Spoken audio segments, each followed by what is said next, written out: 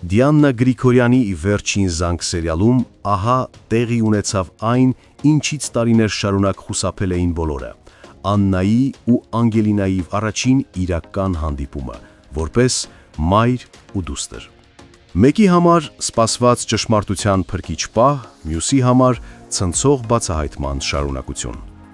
Վիկտորիան, որ երբևէ չէր պատկերացնի, որ դա կկատարվի իր աչքի առաջ, հուզված լուր դուրս եկավ հյուրասենյակից ավագի ուղեկցությամբ։ Նրանք մենակ թողեցին Աննային ու Անգելինային,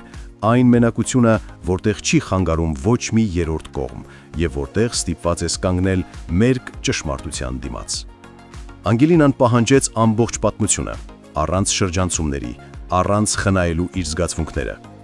Աննան դեռ կաշկանդված էր, վախենալով մերժումից, մեղադրանքից, նույնիսկ զզվանքից։ Նա փորձեց արդարանալ, ասելով չի ցանկանում, որ աղջիկը իրեն մեղադրի, բայց գիտեր, անցյալի ճամփան առանց մեղքի չէ, սակայն հիմա ամեն ինչ կախված էր Անգելինայից։ Աննան պատմում էր, հոգին մերկացնում, կիսվում, սրտի խորքից, տարիների թաքցրած պատմությամբ։ Աննան հասկանում էր, որ այլևս ոչինչ չի կարող վերականգնել անցածը, բայց գոնե կարող է ներկայումս ճիշտը ապրել։ Այդ ընթացքում Վիկտորիան, զսպելով արցունքները, փորձում էր հենվել ավագի վրա, բայց հենց ավագն էլ ի վերջո կոտրվեց։ Նա մենակ մնալով, ընկավ իր մտքերի ու խղճի գերին, բարձրաձայն լաց եղավ, առաջին անգամ իսկապես թույլ երևալով։ Տարիների լռությունը, տարված բեռը, ճշմարտության բացահայտումը եւ հատկապես դստեր մերժման վախը կոտրեցին նրան։ Իսկ Անգելինան, ի տարբերություն բոլորի, այս պահին ձգտում էր լռության։ Նա այլևս չի վերադառնում Հենրիի տուն, նա խնդրում է մնալ իր հայրական հարկի տակ, մենակ, շոկի մեջ, բայց հեռու բոլորից, ովքեր խաբել էին իրեն։ Նույն պահին Սոսը, դեռ չապակինված ու հիվանդանոցում եղած, չդիմացավ։ Ճշմարտությունն իմանալուց հետո նա այլևս չկարողացավ մնալ պասիվ։ Նա փախավ հիվանդանոցից, նստեց մեքենան ու ուղևորվեց Շախունցների տուն։ Նրա ուղեղը լցված էր տարիների կորստի վախով, մեղքի զգացումով, ցասումով ու կարոտով։ Երբ Արամը փորձեց կանգնեցնել նրան, հիշեցնելով, որ առջևում հանդիպում է սպասվում Անգելինայի հետ, Սոսը անսասան էր։ Նա գնում էր պատասխան պահանջելու, ոչ թե քաշվելու։ Նա կանգնեց Շախունցների տան դիմաց ու բարձրաձայն կանչեց այդ ազգանունը, բեմադրելով մի տեսարան, որը թերևս երբեք չէր մոռացվելու։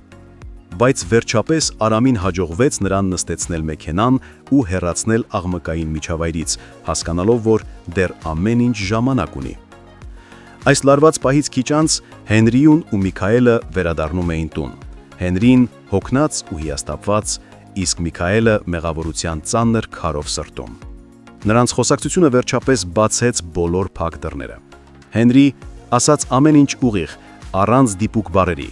Միքայելը լռեց, գիտակցելով, որ ամեն սխալ արդեն տեղի է ունեցել, ու հիմա այլ ելք չկա։ Անգելինան փակվել էր իր սենյակում, սառած հույզերի մեջ անցնելով, երբ բացվեց սենյակի դուռը։ Նրա դիմաց կանգնած էր Սոսը։ Նրանց հայացքները մի քանի վայրկյան համընկնում են, եւ այդ պահն արժել բոլոր տարիների բաժանմանը։ Սոսը մոտեցավ, գրկեց իր աղջկան, միակ իսկական գրքահառնությունը տարիների մոռացվածության մեջ։ Նա ներողություն խնդրեց Սոսը։ Արդյունքներն արզատ վազեցին Սոսի դեմքով, նույնը Անգելինայի։ Նրանք երկուսն էլ չէին հավատում, որ այդ օրը երբևէ կգա, բայց եկավ։ Եվ ահա մայրն ու դուստրը արդեն հանդիպել են։ Հորն ու դուստրը գրքահառնվել։ Իսկ ինչ է սպասվում այսուհետ։ Միայն ժամանակը ցույց կտա, արդյոք կարող է ճշմարտությունը բուժել վերքերը, թե միայն խորացնել դրանք։ Հարգելի հետևորդներ, ինչպես կվարվի Անգելինան, արդյոք կընդունի Աննային ու Սոսին որպես իր կենսաբանական ծնողներ։ Առավոտյան արթնացել եմ 8-ին։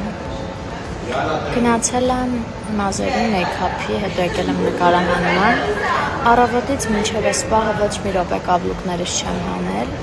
Եթե ձեր հարսանիքին դուք հնարավորություն ունեք նստեք, կանգնեք, դուք որոշեք ինչ անեք, այստեղ չկա այդ հնարավորությունը, դուք անում եք պարտադրված այն, ինչ որ ձեզ ասում են, եւ առհասարակ մեր աշխատանքը շատ բարդ է։ Չեմ ուզում, որ խաբվեք այդ ուրախ նկարներին։ Մեջքիս ցավից մահանում եմ ու մահու չափ սոված եմ։ Ինչպես հասկացել եք, վերջի զանգը շատ լավ անակնկալ ունի իր սիրելի հետևորդների համար։ Մենք աշխատում ենք։ Մենք հարսանիքի սեղանին նստած ենք, մամաս ասարք է, ասաց սպաս ասարք է, համեմ բեր։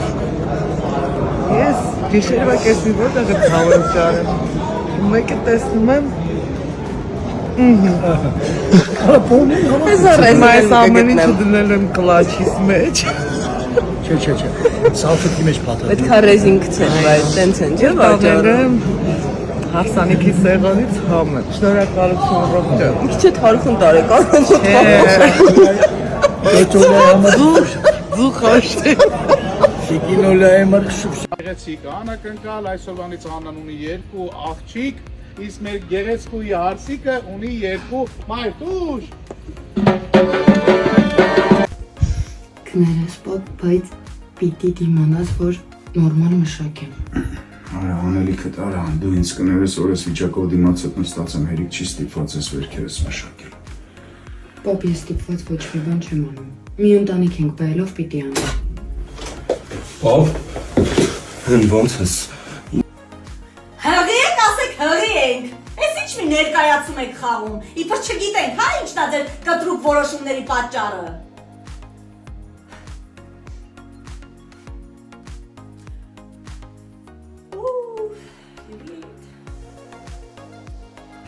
Հարցեր եք տալիս հեռուստասերիալից, արդյոք մենք վերջում միասին ենք լինելու, անկեղծ չգիտեմ, իսկապես չգիտեմ ավարտը, մենք անգամ ընթացքը չգիտենք, բայց ըստ իմ լոգիկայի, ես որպես հեռուստադիտող, կարծում եմ, որ այո, շատ դժվարությունների միջով ենք անցնում, բայց եթե ուղիղ համեմատականներ տանենք իրականության հետ, ապա չէ, միասին չպիտի լինենք, որովհետև Եզակի դեպքեր են, երբ իրապես հաղթում է սերը ու ամեն ինչ լավ է լինում։ Իհարկե քուր ու եղբոր հետ կապված չէ, բայց սիրելու հետ կապված է։ Ունեմ վառ օրինակներ, որ չէ, իրականում սերը չի հաղթում։ Մենք կլինենք լավատես այս պրոյեկտում եւ կմտածենք, որ սերը հաղթելու է։ Փոքրիկ անդրադարձանել ձեր լավ մեկնաբանություններին, լավ խոսքերին։ Իսկապես դուք ինձ ողջևորում եք, ուժ եք տալիս։ Այն մարդը, ով ինչ որ գործ անում, դա կապ չունի ինչ գործ է, ու ֆիդբեք չի ստանում, չի ուզում աշխատի, մոտիվացիա չի ունենում աշխատելու։ Մի դեպք պատմեմ, նստել էի տաքսի, վարորդը եկել ստացի ռեակցիա բուրըն, վայ, Անգելինա 40 տարեկան մի մարդ։ Ելինը մեջ ճանաչում եմ, խոսում ենք սիրով լավ, բայց այդքան բուրըն ռեակցիա, Անգելինա, դու ես Ռոզա ջան, չեմ հավատում, sense դողացող ձեռքերով, ուրախ ու ես այդ ամեն ինչից իմ սիրտը լցվել էր։ Ես չի հավատում, որ այդ իմ հետ է կատարվում, այդ մարդը չէր հավատում, որ ինձ է տեսել, ես էլ մտածում էի,